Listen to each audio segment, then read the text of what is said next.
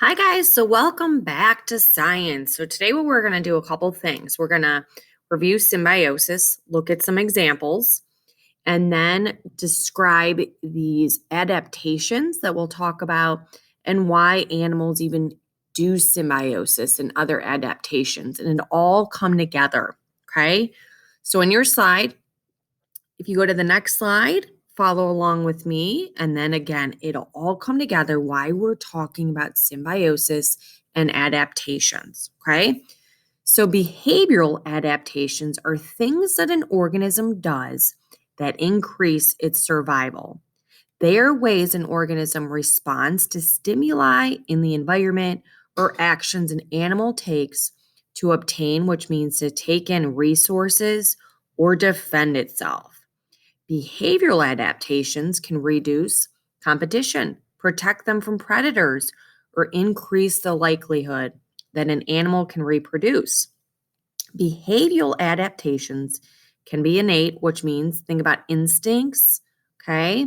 Like if someone jumps at you or comes really close, your instinct is maybe to back away. You just do it automatically or you blink, okay? Or if these animals acquire or learn these adaptations, like you learn how to read, you learn how to walk, okay? Next slide. Nocturnal animals are animals that are active or awake at night. While most other animals are sleeping, nocturnal animals hunt for food, mate, or perform other activities essential for them to survive. Nocturnal animals benefit from this behavior because there's less competition for resources and less predation at night. Many animals that live in hot environments are nocturnal, which helps them escape the heat of the day. They conserve energy and water by being active only during the cool night. Some animals constantly move across long distances. We call this migration. Some animals migrate due to seasonal weather changes, like birds and butterflies. Other animals migrate to different regions for food, for mates, or to raise their young. Whales are constantly migrating for these reasons. They migrate from feeding grounds to mating grounds throughout their entire lives. Some animals form mutually beneficial relationships with other animals. This is symbiosis, or more specifically, when they both benefit, mutualism. In mutually beneficial relationships, two different organisms provide a different behavior in which they both benefit. Okay, so we got an example here of an oxpecker, and it's on an impala. Okay, the oxpecker cleans that impala, and the impala protects them. They're both helping each other.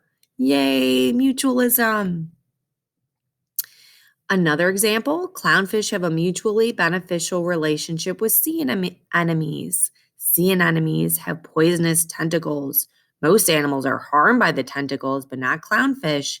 In this way, the sea anemone provides a safe place for the clownfish to live. Clownfish help the sea anemone by luring prey toward it. Also, clownfish eat dead tentacles and keep the area around the sea anemone clean. So now what I'm going to do is ask you guys, we're going to do some more practice on symbiosis, and hopefully you feel pretty good today on different types of symbiosis. So you're going to either take out a sheet of paper, dry erase board, chalkboard, or open up a Google Doc, and I'm going to go through some task cards, and you're going to say, is it mutualism, commensalism, or parasitism? Again, the expectations are you are now getting better at identifying types of symbiosis. So good luck. See you soon.